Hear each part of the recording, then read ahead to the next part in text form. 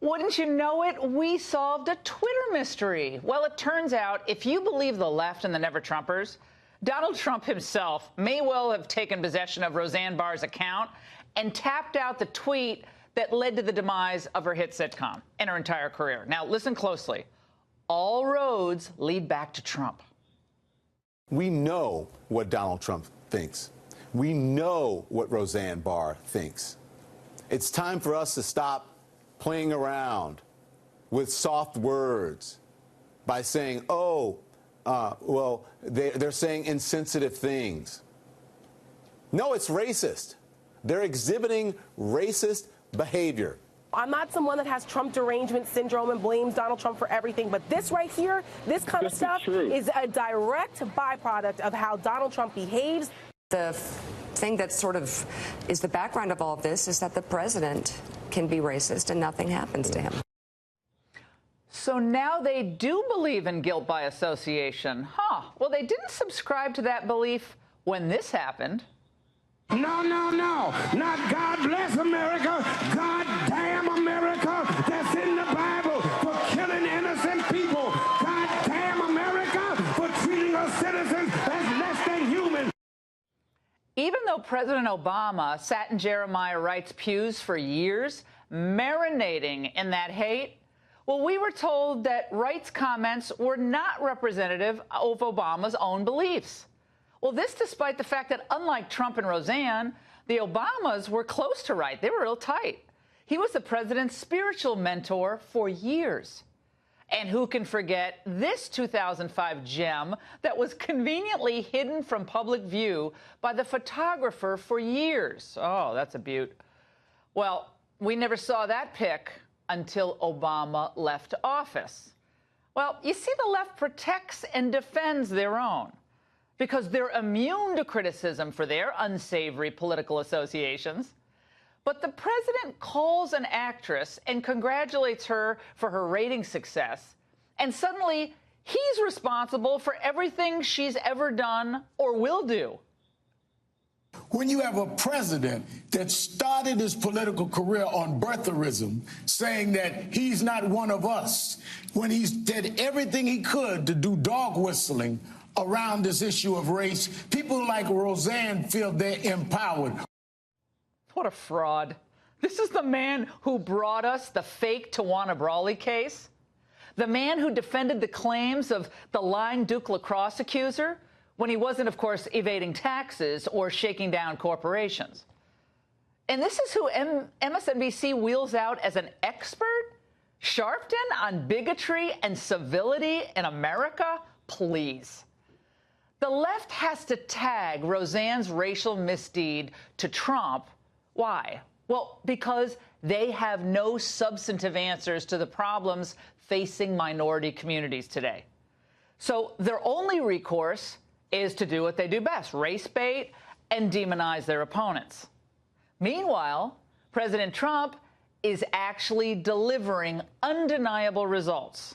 We know unemployment among blacks and Hispanics is down to historic lows.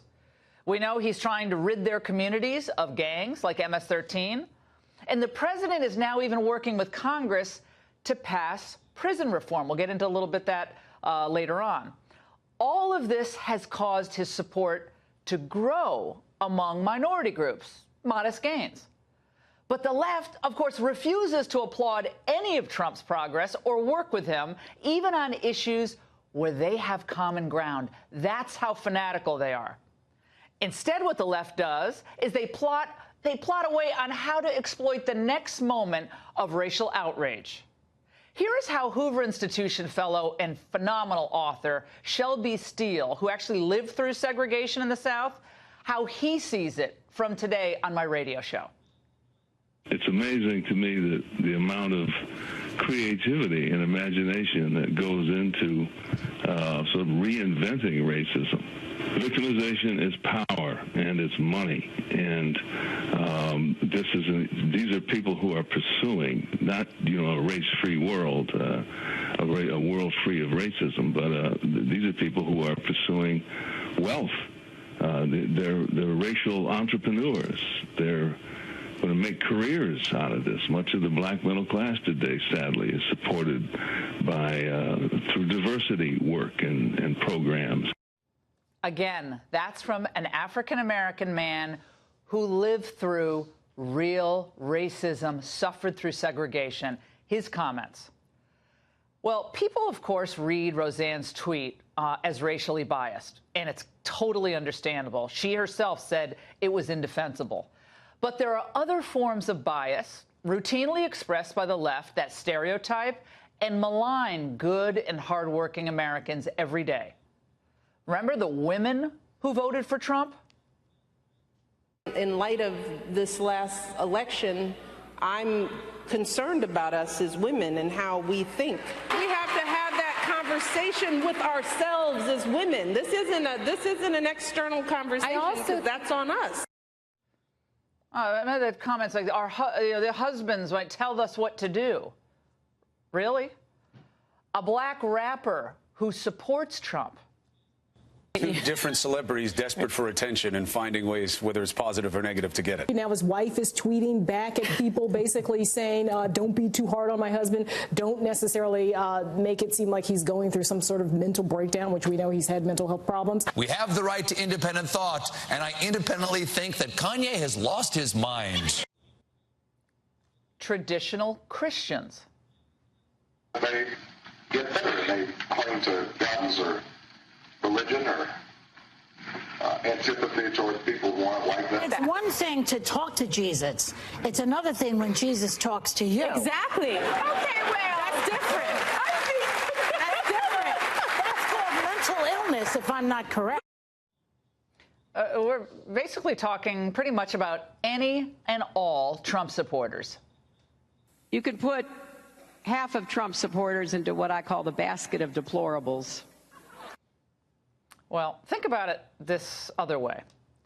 If Trump created a safe space for Roseanne to write this inflammatory tweet, as the left is saying, well, maybe with that deplorables comment, Hillary Clinton inspired this. Tens of millions of people voted for him after he showed his cards for years. But are you suggesting that they're racist or they're... Yes. Yes. Well, they're deplorables after all.